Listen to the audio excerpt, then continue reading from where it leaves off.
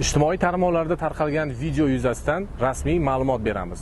Hozir biz turgan joy Oltinko'l tuman hududidagi Baxt chorrahasi deb ataladi.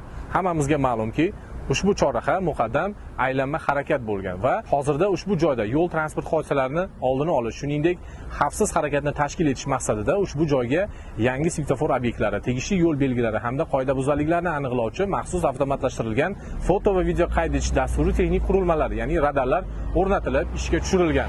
Ushbu joyda harakatlanuvchi haydovchilar tomonidan ko'plab tushunmovchiliklar yuzaga kelganligi sababli hozir biz sizlarga Baxt chorrahasida harakatlanish tartib qoidalarini eslatib o'tmoqchimiz. Ya'ni Shahrixon tuman hududidan o'tuvchi A373 xalqaro ahamiyatga ega avtomobil yo'lidan harakatlanib kelib, ushbu chorrahadan chapga qayrilib olish qat'iyan taqiqlanadi. Ya'ni ushbu joyda svetofor obyektiga qo'shimcha 581 tasmalar yo'nalishi bo'ylab harakatlanish tegishli yo'l belgilari o'rnatilgan. Ya'ni chapga, xalq tili bilan aytganda, Dalvarzin 36-post tomonga, ya'ni chapga burilish qat'iyan taqiqlanadi.